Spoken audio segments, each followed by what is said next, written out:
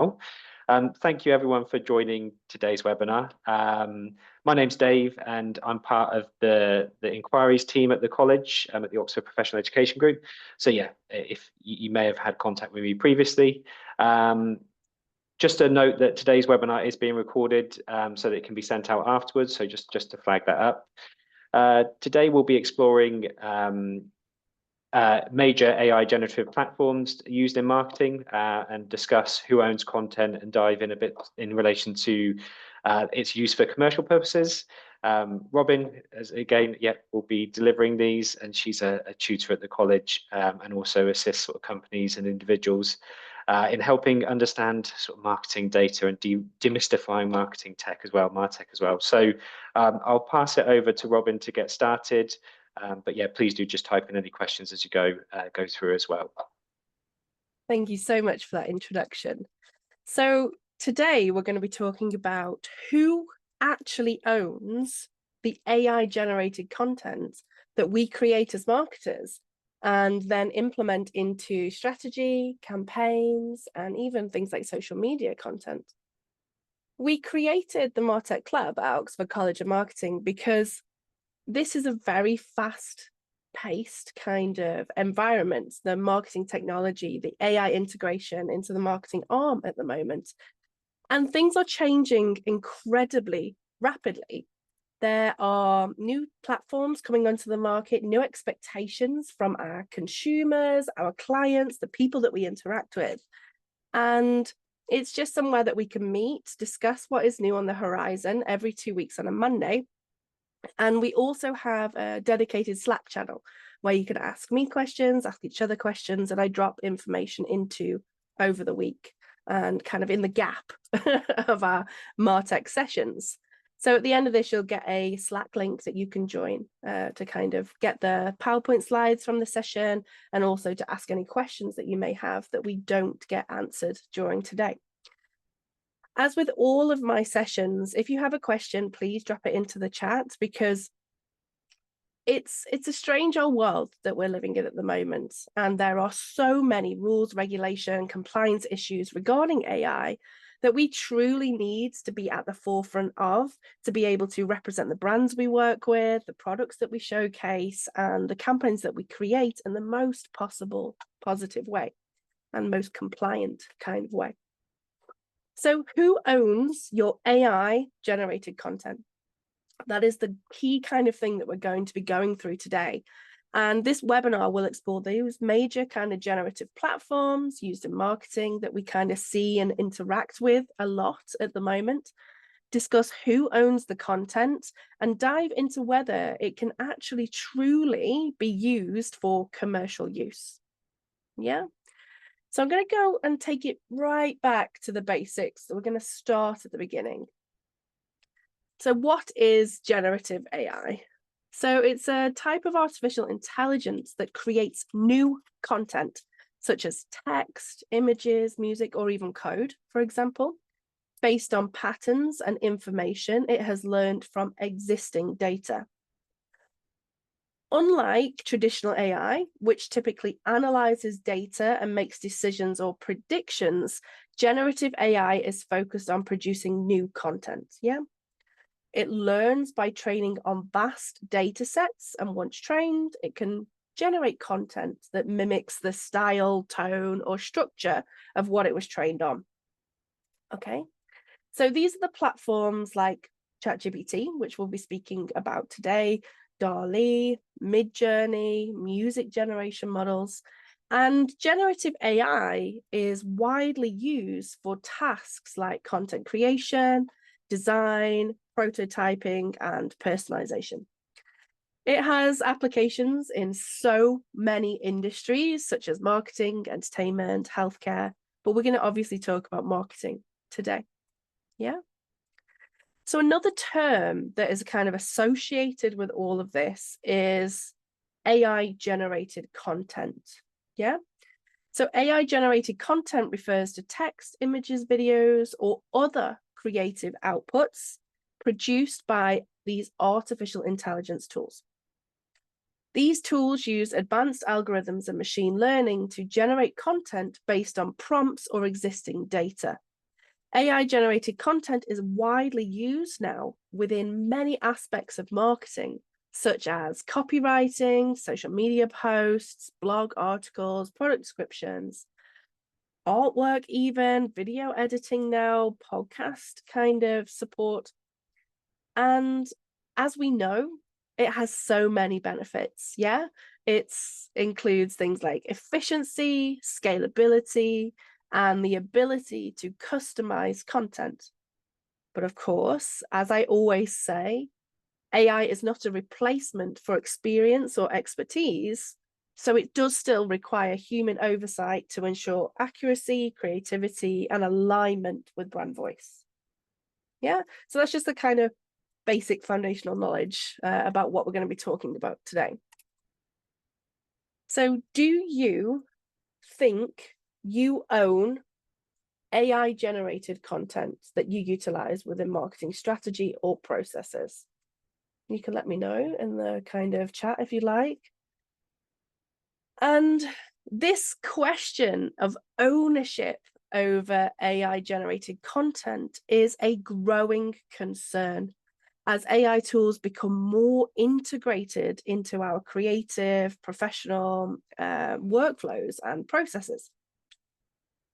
There is a problem though, because traditionally intellectual property laws have centered on works created by humans, leaving a gray area when it comes to content generated by machines. So you can already start to see that we have a problem. Yeah.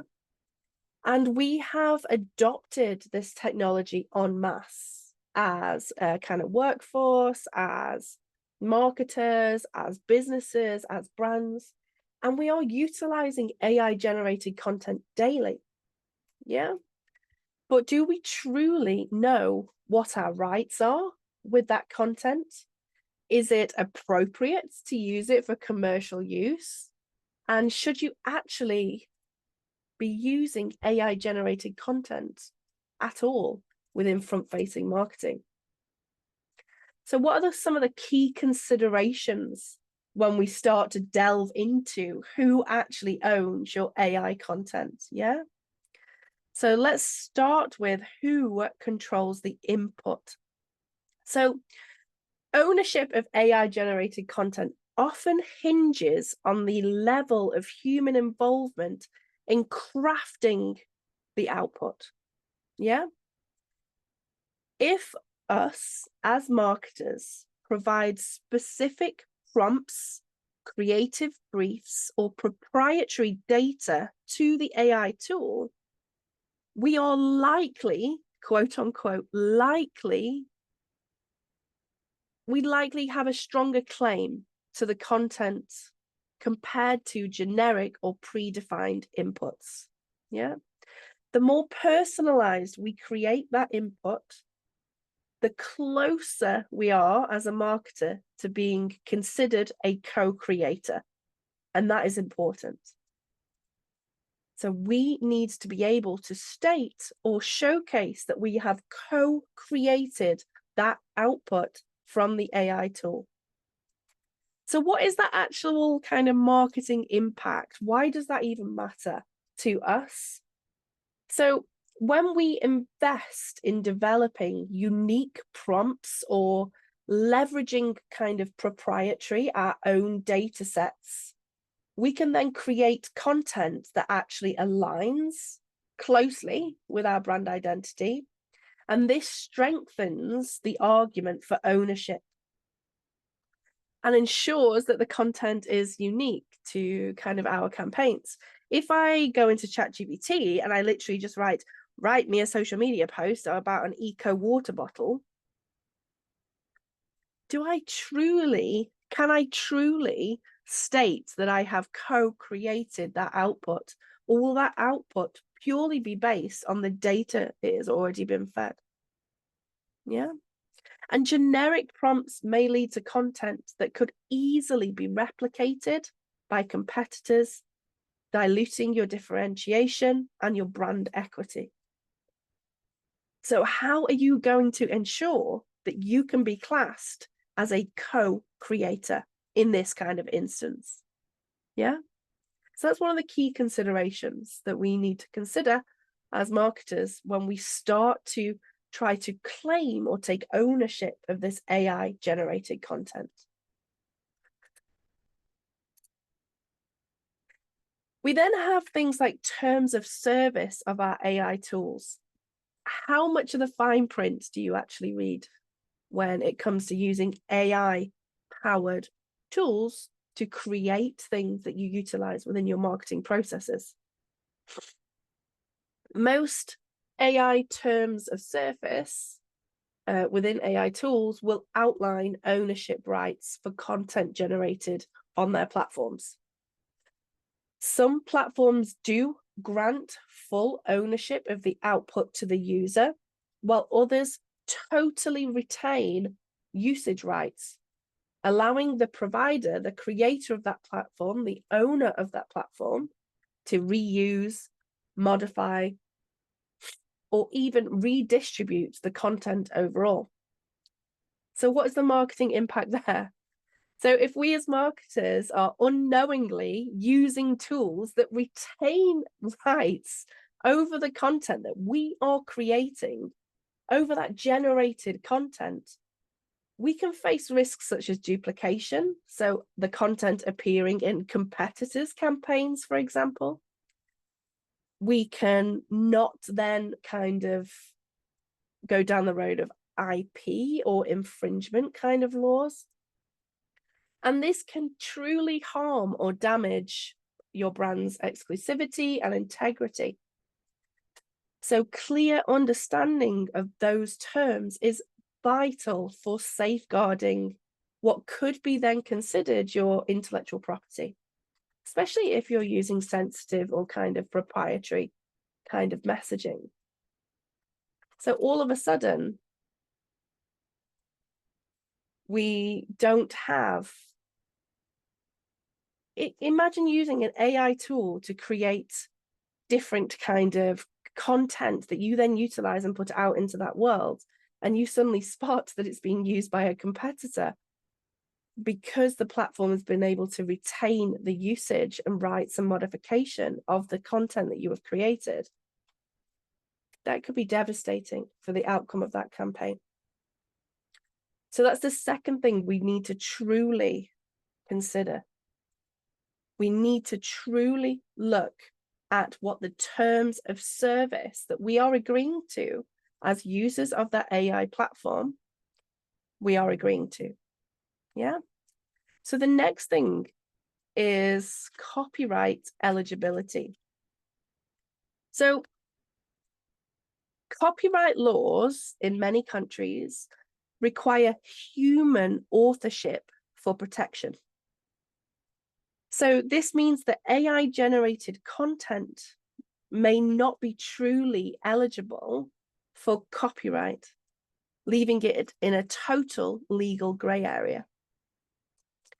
If a marketer heavily relies on AI without substantial human input, creating that co-creator kind of feel, the content may lack total legal protection against unauthorized use, which is slightly terrifying.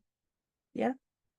So without that kind of traditional copyright protection that we're used to when we create things as marketers, we risk content being copied or reused by others without legal recourse. So again, this can erode a campaign's effectiveness by allowing competitors to mimic or repurpose key messaging. To mitigate this, marketers should ensure human intervention, such as editing or adding unique elements in post-creation. This will allow you to then bolster your claims of originality and authorship. Yeah. So that's like the third kind of key consideration that we need to dial in on as marketers. So let's look at this term collaborative kind of creation. So when AI is used as a collaborative tool, marketers do retain control, well, more control over the final output. By treating AI as a partner rather than the sole creator, marketers can infuse their unique style, insights, and brand voice into that content, making it more distinct and potentially more protectable under copyright laws. So collaborative use of AI allows marketers to use these kind of powerful tools to gain all of those wonderful benefits, but allowing you to kind of customize to get the brand's identity. And it ensures that human creativity and strategic thinking of marketers remain at the forefront, which does enhance the quality and originality of anything that is AI powered, generated, or supported. We can also kind of reduce the risk of tone deaf or inappropriate content that we create as well here. And then we have the commercial and ethical implications. So using AI generated content raises ethical and commercial questions about originality, transparency, and authenticity.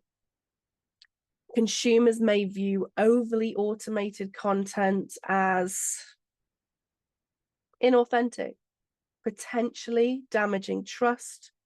Moreover, businesses using AI-generated materials must balance efficiency with ethicality, right?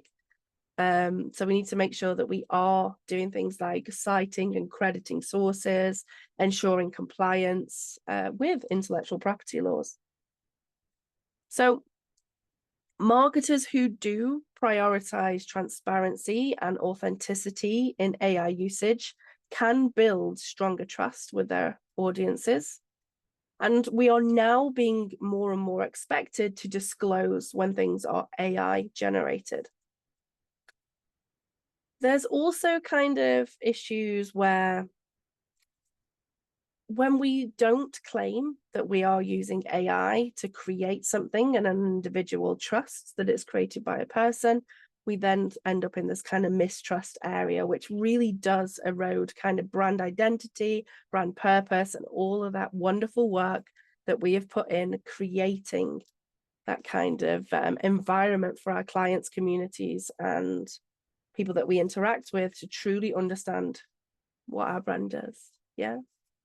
So these are the key considerations that we need to start looking at when it comes to who actually owns AI content. The nuances that are currently bubbling under the surface of AI use carry significant implications for us as marketers. So this is things like branding, campaign effectiveness, legal compliance. And by understanding these key points, marketers can strategically leverage AI while protecting their intellectual property and maintaining consumer trust overall. Adapting to this evolving landscape requires vigilance, ethical consideration, and creative collaboration. So how are you feeling now? Do you think that we own our kind of content? Do you think that there are issues with the content that we utilize and the way that we use kind of AI processes within our marketing? Yeah. It's quite strange, isn't it? So I'm just going to quickly answer a question before we go on to the kind of platforms. So a wonderful anonymous attendee said, the outputs are potentially amazing. Yeah, I do agree. But what consideration needs to be given to the content or data, as you say, the outputs are based on? This is often copyrighted, protected content. So what happens there? Are we breaching copyright to use these tools? It's a total gray area. And at the end of this webinar, I will talk about some of the lawsuits that are currently going on regarding the use of AI content and kind of generative AI kind of creation, and how brands and businesses are actually fighting back about how their data has been used to train these models, potentially without their knowledge, for example. Okay, let's have a look at ChatGPT. So we know what ChatGPT is, right? We all use ChatGPT. My mum uses ChatGPT, and she is the least techie person ever. So GPT-4, we'll talk about GPT-4, one of the newer kind of advanced language models by OpenAI, is designed to understand and generate human-like text based on prompts provided by us as the users. Powered by deep learning and trained on vast amounts of data, GPT-4 can perform a wide range of tasks, including content creation, summarization, translation, complex problem solving. Its capabilities make it a powerful tool for us as marketers to utilize and benefit from and claw back time within our kind of day as marketers, as our to-do list becomes ever longer, right? Especially at this time of year. So who actually owns the content GPT-4 creates? Now, ownership of content created by this platform does depend on a few factors. So let's look very quickly at OpenAI's terms of use. So according to their terms, users typically retain ownership of the content they generate as long as you are complying with the guidelines and avoid prohibited usage. So that could be things like don't generate harmful or illegal content. But OpenAI retains the right to use the data that we input and generate to improve their models unless specifically excluded through a business or enterprise agreement. So here we can see that we typically, which is a very gray area anyway, it's not a yes or no, retain ownership of the content, which is great. But there is still the potential that what we create and the questions we ask and the data we put in can be used to generate another response for somebody else kind of asking the similar question. We have intellectual property considerations. As I spoke about, copyright laws currently require human authorship to claim ownership. GPT-4 generates content without direct human creativity or intervention. So the output may not be protected under traditional copyright laws. And then we have proprietary data in prompts. So if a marketer uses proprietary or original data in prompts to create GPT-4 generated content, we have a stronger claim to ownership, as the input data significantly influences the AI's kind of response overall. Yeah. So what's the impact of that for us? It's all of a sudden a very gray area, isn't it? So we have risk of reuse or duplication. So if content generated by GPT-4 is not copyright protected, it could be reused or replicated by others. When we look at things like competitive differentiation, so marketers relying solely on that AI response for content creation may struggle to maintain differentiation, as other users can generate similar outputs using comparable kind of prompts. We have compliance and legal risks. So when we start looking at copyright licensing, especially if GPT-4 generated content is used in commercial or public-facing campaigns, there's also then the misuse of copyrighted materials in the AI's training data. So if you are unaware, if you add in your own data into ChatGPT, that could then be used to train the model overall. So that data becomes absorbed. You may have seen that, I think it was Ericsson and Samsung coders were putting in very private and kind of beta code into ChatGPT to try and improve it, not realizing that then that went into that pool of data that the AI is kind of taught and has access to understand the world. We then have ethical transparency. So audiences value authenticity. Yeah. And undisclosed use of AI-generated content may damage trust. So we need to make sure, especially when we're in industries like luxury goods, personal branding, or niche markets, overly automated kind of AI-generated content from ChatGPT-4 can seem very impersonal or lack of authenticity. So I'll just answer a very quick question.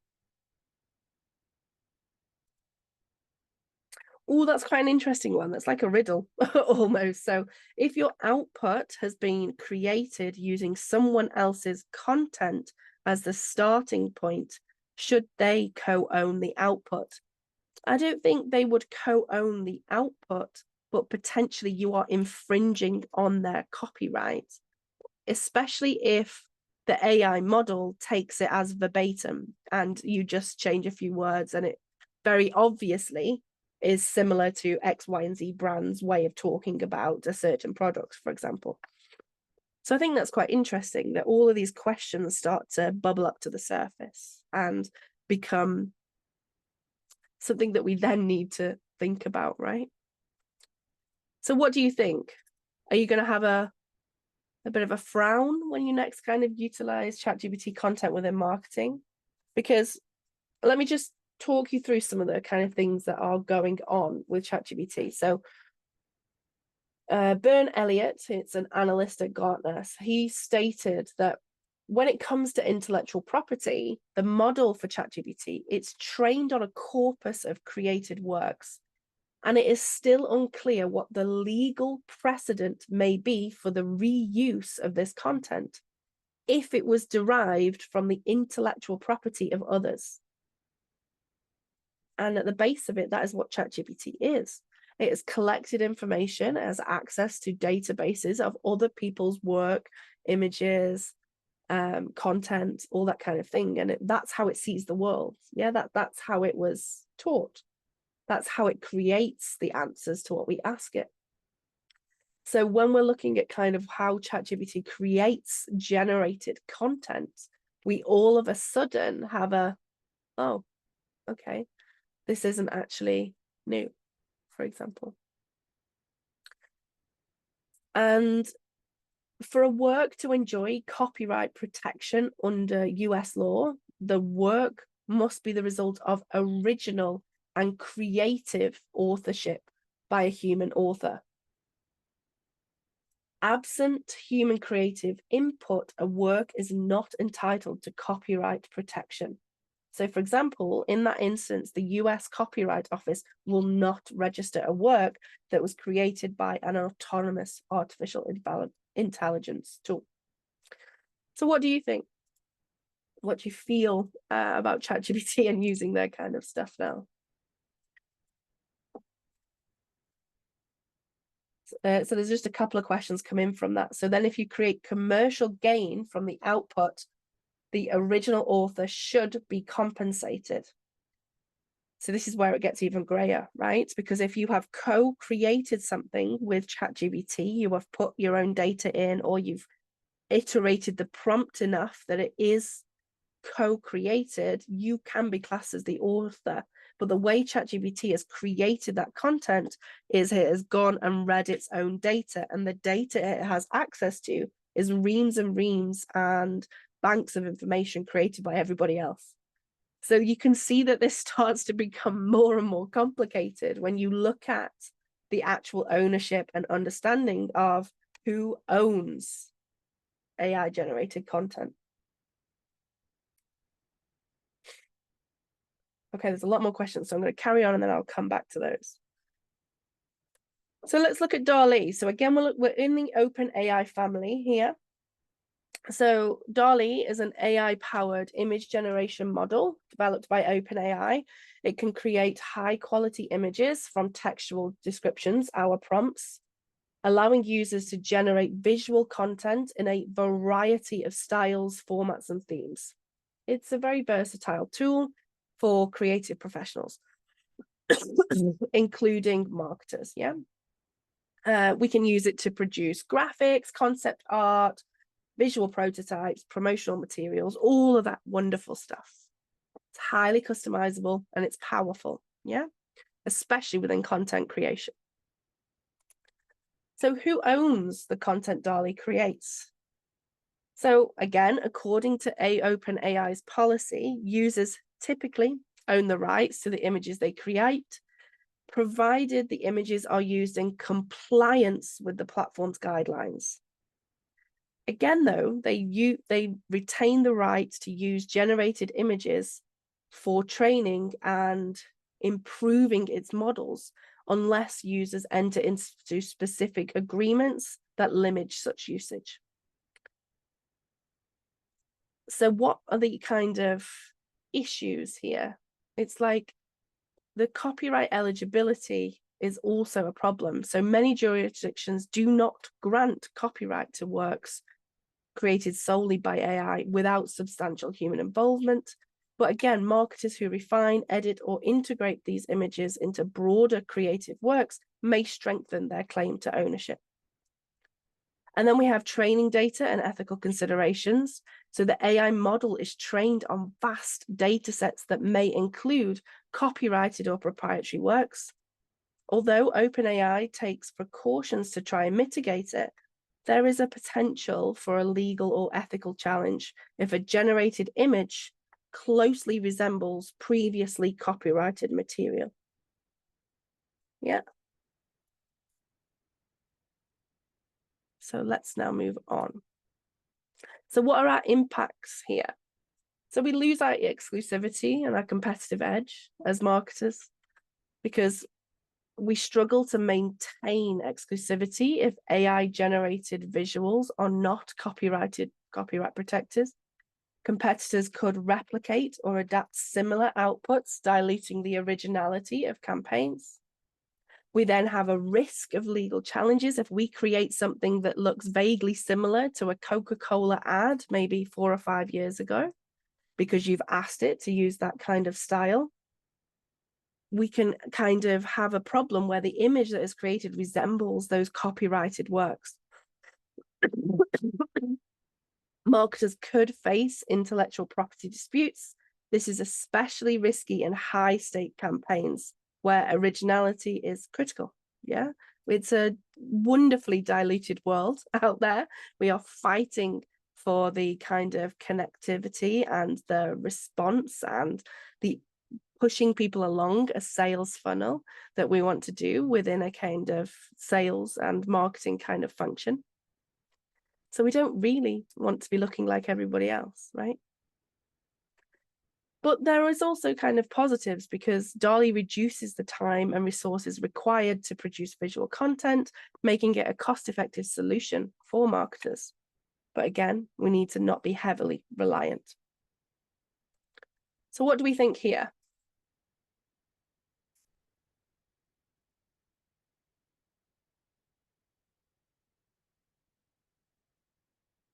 Just very quickly answer the questions in here. Yes, so ChatGPT says it cannot use it, but it learns from it. So in essence, whatever you state to it will be added to how it sees the world. So it's just a way that they talk about how the data is used. But any data that is inputted or kind of created, OpenAI reserve the right to utilize that kind of content, that kind of data. So while we're kind of talking about DALL-E, can AI claim ownership? Currently, I will say currently, most legal frameworks worldwide, AI systems themselves cannot own intellectual property. Intellectual property laws typically apply to humans and human creative works, but AI lacks legal personhood, so it can't claim ownership over anything it creates. But that does leave 2 primary contenders for ownership, even though the AI itself cannot claim. And that is the user who inputted the prompt, and then the company or developers who created the AI system. And that is a key differentiation that we need to understand how to understand that as marketers, because it has legal implications for our processes moving forward. Yeah. So I know that it's a lot to read when you kind of open up a new kind of platform, especially an AI-powered platform, but we need to be looking at the fine print, our terms of service with these AI-powered platforms. When you use AI tools to generate content, you're typically bound by the terms of service, the TOS, yeah, of the platform providing the tool overall. And this is where things can get complicated, because we need to discuss here licensing versus ownership. So some AI platforms don't grant full ownership of the images created. Instead, they may offer you a license for you to use that image, but the company retains certain rights over the content. This could mean that while you can use the image, the platform might retain the right to distribute or reproduce it for their own purposes. We then have things like commercial use. While many platforms allow commercial use of AI-generated images, some may restrict the extent to which the images can be monetized. For example, a platform might limit high-volume commercial use or require users to pay for a specific tier of service before they can then sell the images. And a very interesting world to look into that is print on demand, social media content, and things like that. So when you're agreeing to pay for an AI-powered generative kind of platform, you need to make sure you're choosing the right tier that gives you the right licensing, ownership, or commercial use that you are expecting to have when you create that kind of content. Yeah.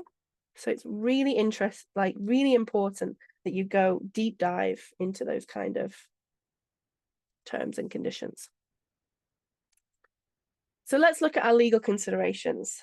So legally, when we're using generated AI kind of content, we need to be looking at the ownership, which we've spoke about previously. For an example here would be a marketing team use DALL-E to create an image for a product launch. If the image is purely AI generated, it may not be protected by copyright. Competitors could then potentially use the same or a similar images with no legal repercussions. Yeah. And in my notes of this session, I've added in how you would also mitigate that in the slide notes.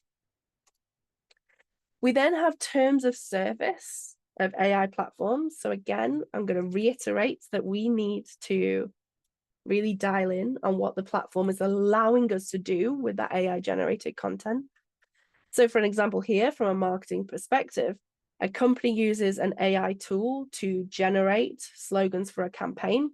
The platform's terms of service state that it retains the right to reuse or distribute outputs, risking the possibility of the slogan being repurposed by others with no legal repercussions. We then have risk of infringement. So for an example here would be an AI generative platform generates a logo or a brand asset that closely resembles an existing trademark. If the marketing team uses this, they may face legal action from the original trademark owner. And that is happening more and more, which I will show you at the end of this session. We also, again, have that lack of copyright. So for example, here, a luxury brand uses AI to create a unique and wonderful advertisement. A competitor replicates the ad style and imagery, knowing the original work lacks copyright protection, thereby automatically diminishing the brand's competitive edge. Yeah. We then have transparency and ethical disclosure. So a company uses AI to write testimonials for its product, but fails to disclose this. Regulatory authorities, such as the FTC in the US, could penalize the company for deceptive practices. Yeah, but this is happening quite a lot too.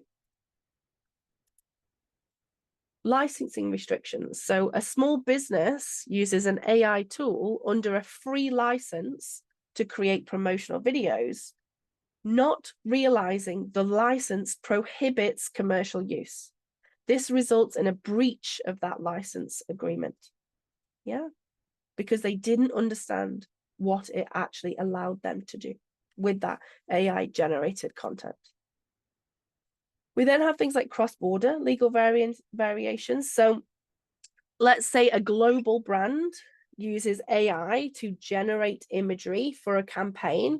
While the content might be protected in the US through substantial human involvement, it may lack protection in other countries with stricter copyright requirements. Yeah, so it's truly understanding the impact and the reality of what using AI generated content truly means for brands and marketers. Yeah.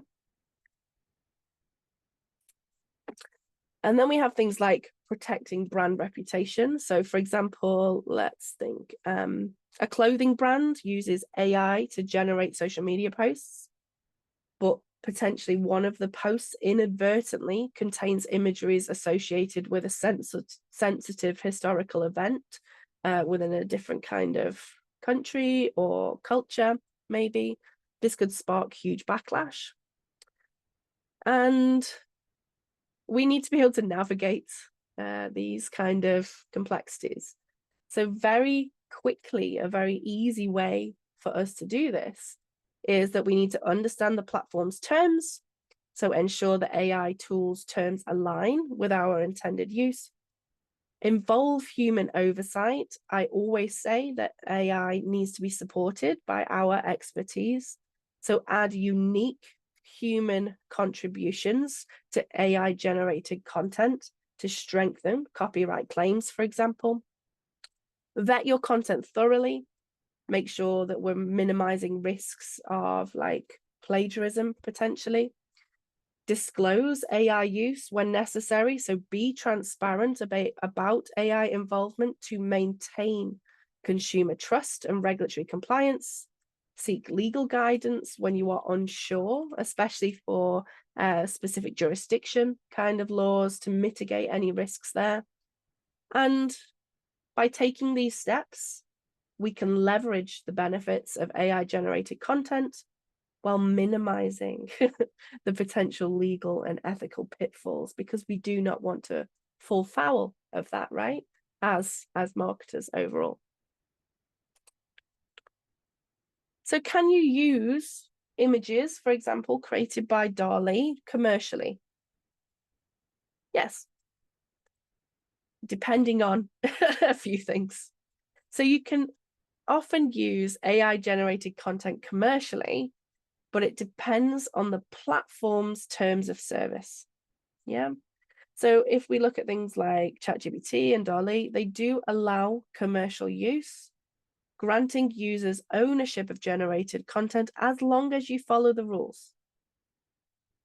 There are platforms out there that impose significant restrictions, especially you'll find in free versions or for sensitive uses.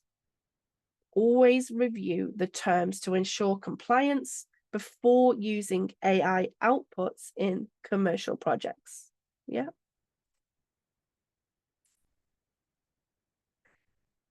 Due to there not being any real guidelines on these kind of massively gray areas within kind of AI, copyright and generative kind of content, we have a lot of lawsuits that are going on. So this was beginning of like November 2024. These are currently happening now.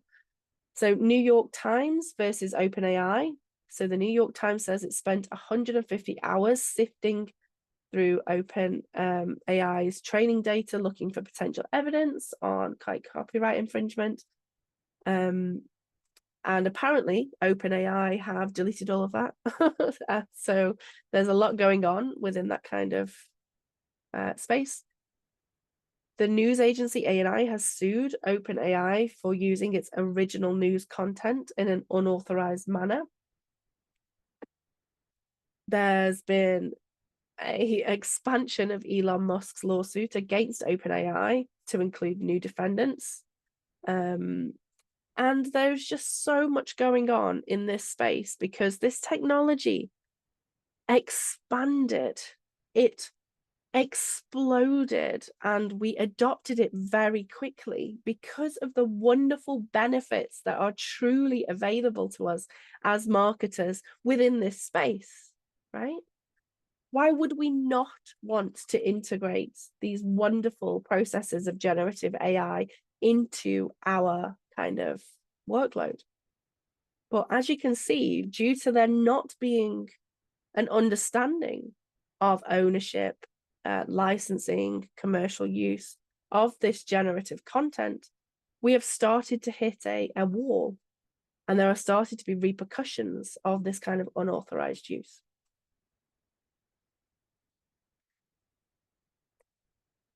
So if you want to have a kind of deep dive into how courts view AI-generated content, there have been a few notable cases, but one that you can have a look at is something called the monkey selfie case. So this is where a monkey pressed the shutter of a camera, producing a photograph. And the photograph was then kind of spoken about, and who owns this? Yeah, who created this? Who can use this? Is it the photographer? Is it the monkey? And courts ruled that the monkey couldn't own the rights to the image since only humans can hold copyrights. And what you're finding is that this is the kind of basis of how we're treating AI. So similar principles are being applied to AI generated content. Since it lacks legal personhood, it cannot claim copyright protection. And while no global consensus exists yet, legal systems are beginning to address these unique challenges, and they are unique. It's a problem of the now posed by AI-generated content. As the use of AI in creative fields grow, we will expect more rulings, more court cases, new laws, new regulations to come in governing the ownership and use of AI-generated content. So what do you think? And what does the future hold?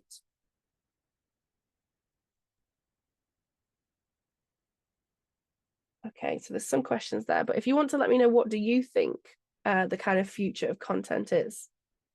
And it's going to evolve, yeah? So the kind of main things that we're going to see on the horizon now are the development of AI-specific copyright laws.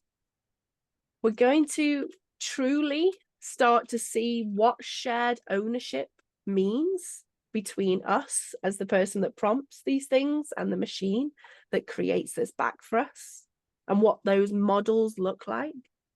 Stronger protection for AI-assisted human work, and what AI-assisted human work looks like and what that creation process is.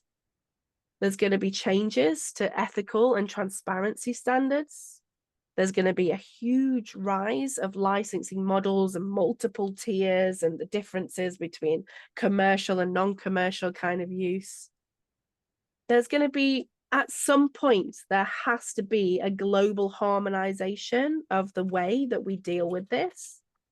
And there's also going to be things like a technical solution for ownership tracking. So that potentially here, this is a great business idea, by the way. You could have blockchain and other technologies could be used to track the origin and use of AI-generated content, purely to provide us with clear records of ownership and usage rights. So we can just basically see straight away if we if we're infringing on anything or if we own it, and the state of that piece of content. And the future of AI content ownership will have to strike this kind of balance between protecting using rights and incentivizing platform innovation. So clearer laws, ethical standards, licensing frameworks, will shape a more structured and fair environment. But we need to be aware of this now and understand what rights we have, what we need to work for when it comes to AI generated content. Yeah. So I've got a question here. May I ask your thoughts on how companies, legal and compliance teams are ensuring marketers don't fall foul of some of the pitfalls and considerations that I am outlining? I would say make sure that they're dialing in on the terms and conditions of the platforms that are used within any organization. That's the first place to start, because then you know what you're licensing, your ownership, and kind of all those kind of rules that you need to follow when using the AI generated content. That's a great place to start as any organization. So that's the end of what I have to say today, and I'd like to see you all at the next one, which is the 9th. I can't believe that it's already nearly 9th of December. That's crazy. Thank you so much, Robin. That was really, really interesting. If there are any additional questions, yeah, please do type those into the Q&A section. Sorry, I don't know if the chat's necessarily working. Yeah, I found that very interesting. I mean, how does it work with agencies that create content? And then I know with like Coca-Cola, they're doing a purely AI ad at the moment.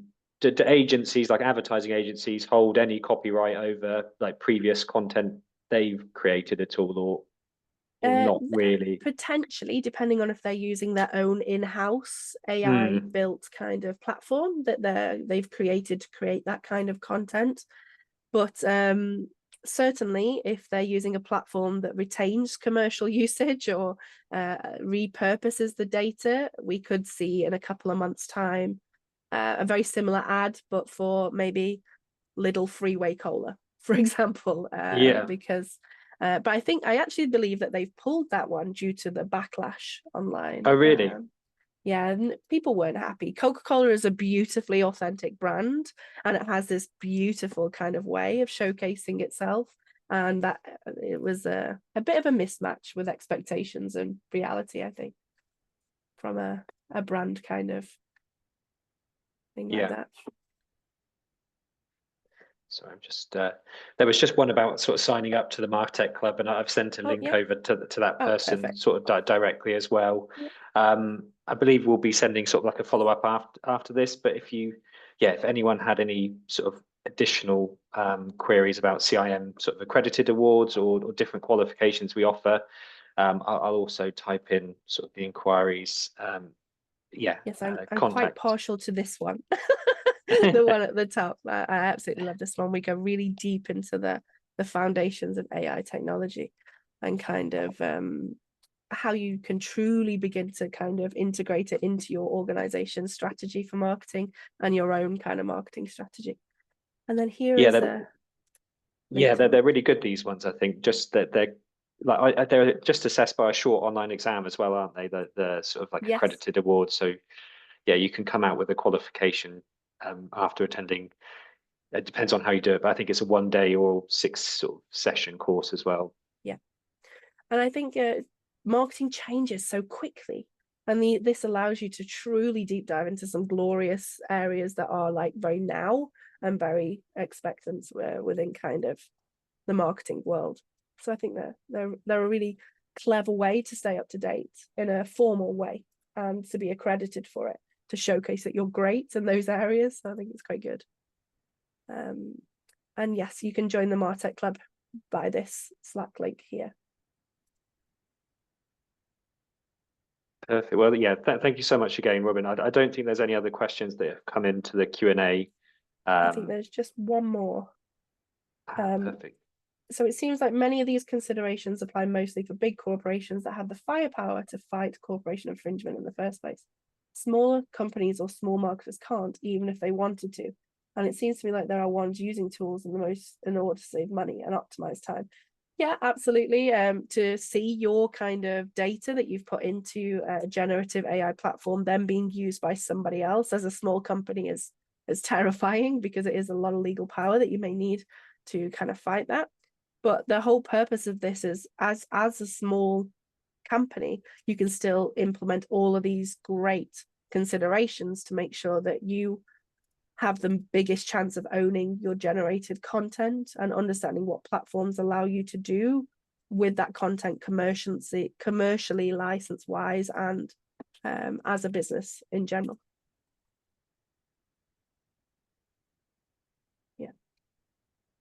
Yeah, but thank you. I know it's very precious that you join me on a Monday for lunchtime. So I thank you all for being here. And I will pop my slides into the Martech Club after this session. Thank you so much, Robin. Yeah, that was really, really interesting. So thank you so much. No problem. See you soon.